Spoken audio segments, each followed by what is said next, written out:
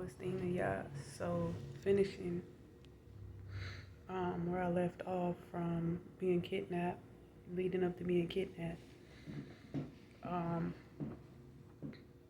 so, cause it's always like I always expected life to just get better.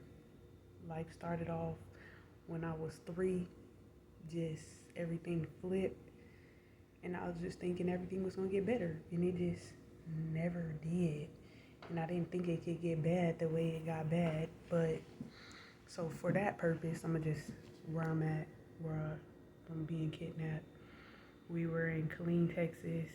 Um, after um, leaving a homeless shelter in California, I'll get to that story next. Of why we were there. Um, so me and my daughter escaped domestic violence. Was in Killeen, Texas. The place was real shady. It was basically a shack. I did everything online. So I did not know what I was coming into. It only showed one picture. And I was in a homeless shelter. I was just grateful, to have an apartment. I thought it was an apartment, it was a shack. There was holes in the walls. I literally didn't have a back window. There were shorts in the wiring. It was faulty. The doorknobs were, you grab the doorknob and it's so like cut up. It cut my hand open, cut my daughter's hand open. The place was unlivable. The wall was so bad molded. They did have a guy come out and check it, and they were like, I don't think that they're gonna do anything because they need to take this whole wall out.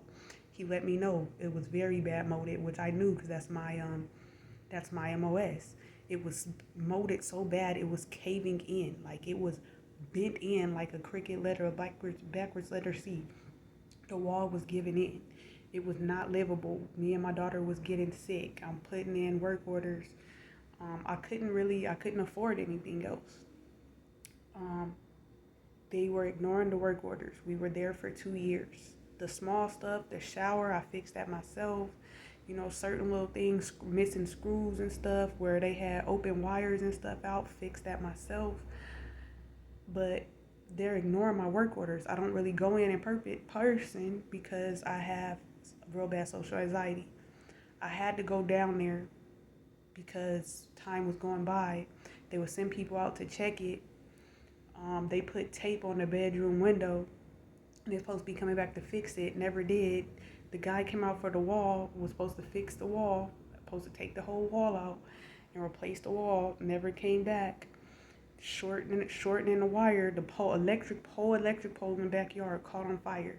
They said to call, the electric company. Called the electric company. The electric company waited, marked it as complete. Every time I called the electric company back, they would ignore my call. And they let me know that one time that it said that it was completed. And nobody ever came out. Nobody fixed nothing. There were still shorts. Every time you turn on the AC, the power. Not every time, but every once in a while you'll turn on the power and everything would it